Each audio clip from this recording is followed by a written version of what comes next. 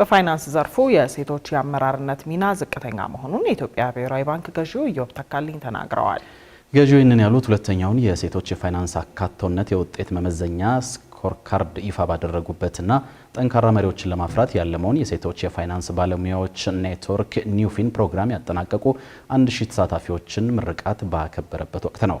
የሴቶችን የፋይናንስ አቅርቦት ተደራሽነት፣ የአመራር እድሎችንና በመደበኛ ኢኮኖሚ ውስጥ ያላቸውን ሙሉ ተሳትፎ ለማስፋፋት ቀጣይነት ያለው ጥረት እንደሚያስፈልግ በመድረኩ ተገልጿል።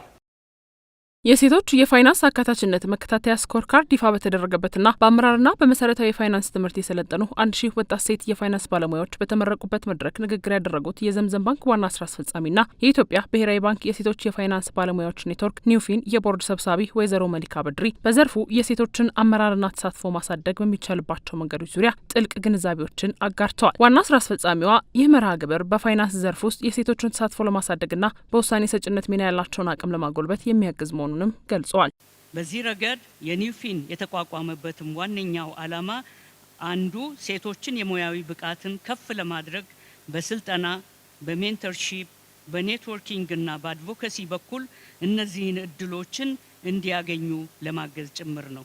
የዛሬው ፕሮግራምም ተቋማት በጋራ ዓላማ ስር ከተሰባሰብን በሴት መሪዎች ላይ ኮንዲሲቭ ኢንቫይሮንመንት ከፈጠርንላቸው ቁርጠኝነታቸውን ሲያሳዩ ምን ያህል ትልቅ ለውጥ ማምጣት እንደሚቻል መሰረት መጣሉን የሚያሳይ ነው። የሴቶች የፋይናንስ አካታችነት የውጤት መመዘኛ ሰሌዳ ወይም ስኮርካርድ የፋይናንስ ተቋማትን አፈጻጸም በሶስት ቁልፍ ዘርፎች የሚለካ የፖሊሲ ክትትልና ማነጻጸሪያ መሳሪያ ነው ያሉት የብሔራዊ ባንክ ገዢው ኢዮብ ተካልኝ ደግሞ ሴቶች በአመራርና በስራ ኃይል ውስጥ ያላቸው ተሳትፎ የፋይናንስ ምርቶችን የመጠቀማቸው ሁኔታና ሌሎች የሚቀርቡ የፋይናንስ የፈጠራ ስራዎች የተካተቱበት ነው ብለዋል። ይህ ስኮርካርድ ተቋማት አፈጻጸማቸው እንዲያነጻጽሩ፣ እርስ በርስ እንዲማማሩና በመረጃ ላይ የተመሰረተ እርምጃ እንዲወስዱ ያስችላቸዋል ያሉት ገዢው በኢትዮጵያ የፋይናንስ ዘርፍ የሴቶች ነት ሚና ላይ ውስንነት መኖሩን ገልጸዋል።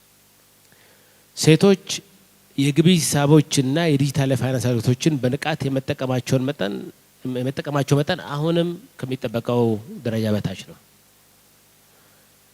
ሴቶች ከተለመዱት ብድሮች ትራዲሽናል ሎንስ ከምንላቸው በቁጥር ያላቸው ድርሻ ወደ ታቀደው ግብ የተቃረበ ቢሆንም በቫልዩ ግን ወደ ሴቶች የሚሄደው የገንዘብ መጠን የብድር መጠን አሁንም ዝቅተኛ ነው።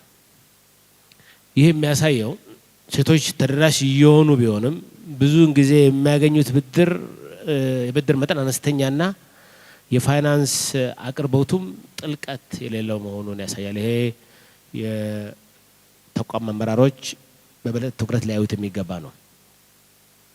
ሌላው አሳሳቢ ነገር ስኮርካርዱ እንዳሳየው አሁንም የሴቶች ተሳትፎ በከፍተኛ አመራር ደረጃ አነስተኛ ነው።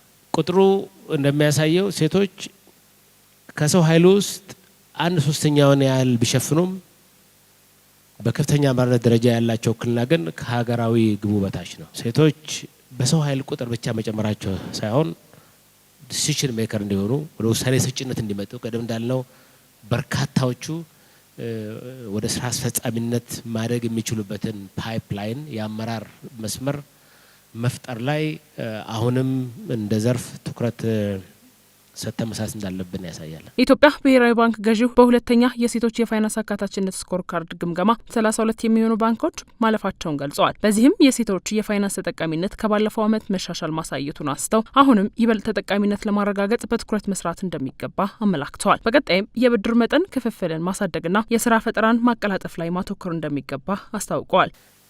ሴቶች በፋይናንስ አገልግሎቶች ላይ ያላቸውን ንቁ ተሳትፎ ማሳደግ አለብን። የባንክ ሂሳብ ባለቤትነት አስፈላጊ ነው። ነገር ግን የማይንቀሳቀሱ ሂሳቦች ህይወት አይለውጡም። የፋይናንስ ተቋማት ከሴቶች ተጨባጭ ሁኔታ ጋር የሚጣጣሙ ምርቶችና የአቅርቦት መስመሮች ላይ ማተኮር ይኖርባቸዋል። ይህም ተመጣጣኝ ዋጋን፣ ምቾትን፣ እምነትን፣ የፋይናንስ እውቀትንና የዲጂታል መሳሪያዎችን ተደራሽ ማድረግን ያጠቃልላል። ሁለተኛው የብድር መጠን ክፍተትን ክሬዲት ዴፕዝ ጋፕ ምንለውን መፍታት አለብን። ሴቶች በቂ ብድር ማግኘት ብቻ ሳይሆን ንግዳቸውን ለማሳደግና ኢኮኖሚያዊ እድሎችን ለማሳት በሚያስፈልጋቸው መጠን ፋይናንስ ማግኘት አለባቸው። ይህ ደግሞ በኮላተራል በማስያዣ አቀራረቦች ላይ ፈጠራን፣ የተሻለ የመረጃ አጠቃቀምንና ለሴት ስራ ፈጣሪዎችና በሴቶች ለሚመሩ ኢንተርፕራይዞች የተነደፉ ምርቶችን ማቅረብ ይጠይቃል። የብሔራዊ ባንክ ገዢው በአሁኑ ወቅት እንደ ጅማሮ 1000 ተማሪዎችን ማሰልጠናችን እንደ ኩራት የምናየው አይደለም ያሉ ሲሆን በቀጣይ በሚኖሩት መርሃ ግብሮች በመቶ ሺዎች ለማሰልጠን ጥረት እንደሚደረግ አመልክተዋል።